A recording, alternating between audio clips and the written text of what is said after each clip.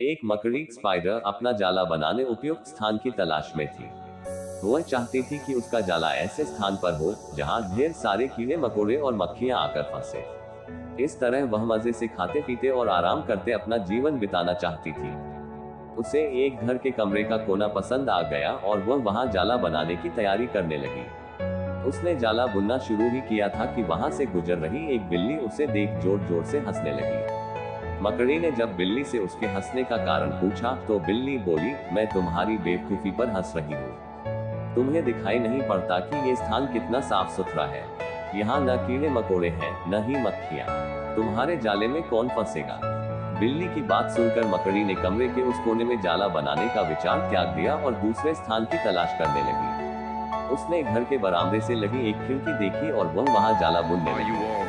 उसने आधा जाला बुनकर तैयार कर लिया था। तभी एक चिड़िया वहां आए और उसका मजाक उड़ाने लगी। अरे, तुम्हारा दिमाग खराब हो गया है क्या, जो खिड़की पर जाला बुन रही हो?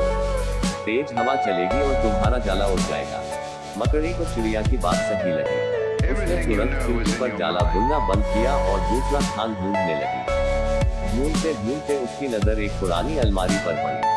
उस अलमारी का दरवाजा थोड़ा खुला हुआ था। वो वहां जाकर जाला बुनने लगी। तभी एक कॉकरोच वहां आया और उसे समझाइश देते हुए बोला, इस स्थान पर जाला बनाना व्यर्थ है। यह अलमारी बहुत पुरानी हो चुकी है।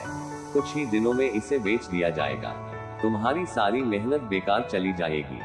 मकड़ी ने कॉकरोच की समझाइश मान ली और अलमारी में जाला बनाना बंद कर दूसरे स्थान की खोज करने लगी। लेकिन इन सब के बीच पूरा दिन निकल चुका था। वह थक गई थी और भूख प्यास से उसका हाल बेहाल हो चुका था।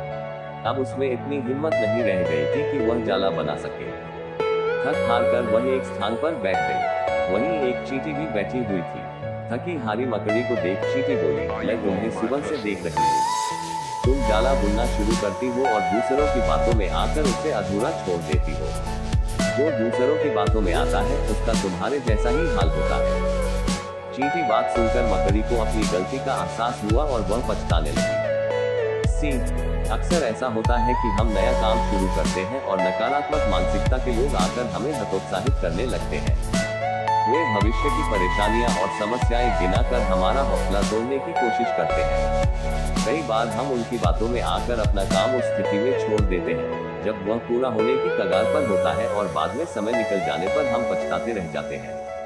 आवश्यकता है कि जब भी हम कोई नया काम शुरू करें तो पूर्ण सोच विचार कर करें और उसके बाद आत्मविश्वास और दृढ़ निश्चय के साथ उस काम में जुट जाएं। काम अवश्य पूरा होगा। जीवन में सफलता प्राप्त करनी है तो लक्ष्य के प्रति